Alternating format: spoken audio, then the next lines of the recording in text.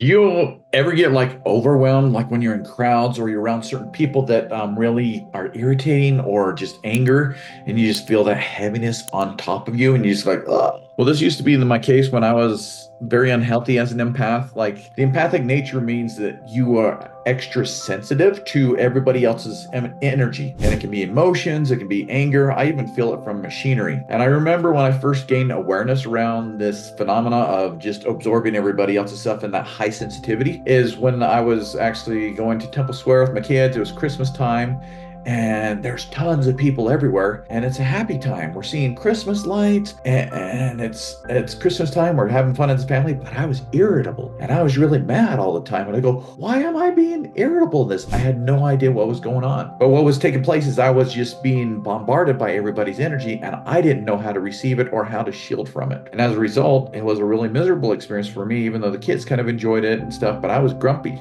This happens with people at work. This happens with people in your family. And it until you learn how to shield really well, then it can be a very overwhelming thing. So this is part of taking back your power and being able to shield from the chaos. So I would like to share with you just a few steps that I use for shielding that's been so effective for me.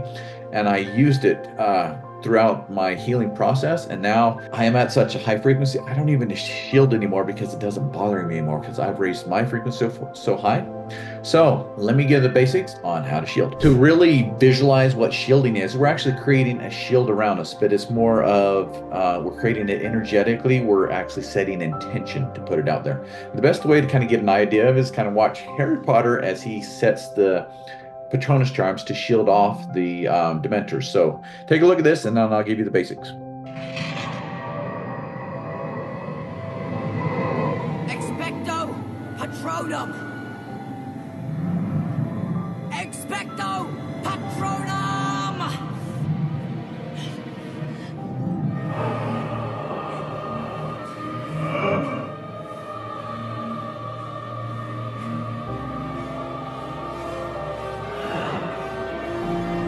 Now, how would you like to be able to do that with all of the excess energy that you feel as an empath, as the highly sensitive person, to be able to actually put that off so that it doesn't actually come in? So this is the basics on how to shield. So you can do this sitting or standing.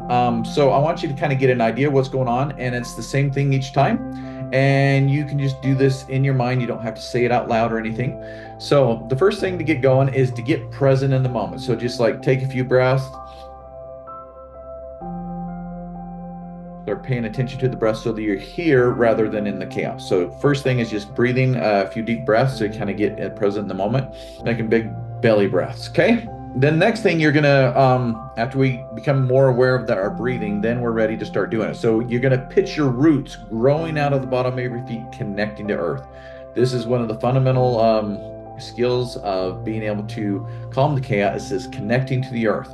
So you're going to visualize those roots going deep into the earth in all directions. You just visualize it. If not, you just kind of say it out, growing roots in the earth and all that if you struggle with the visualization. Then you're going to look at connecting with a conduit from heaven, coming straight into the top of your head. Okay, so you're going to connect to heaven. So you're grounded to the earth and you're connecting to heaven. Then the next step is you're going to imagine yourself drawing energy and power from your higher power, God in my case, or choose your higher power and bring it in. And then you're going to push it out into a shield. So just kind of watch this a little bit. And as you inhale and then as you exhale, you push it into the shield. Okay. And then as you're doing it, you breathe in.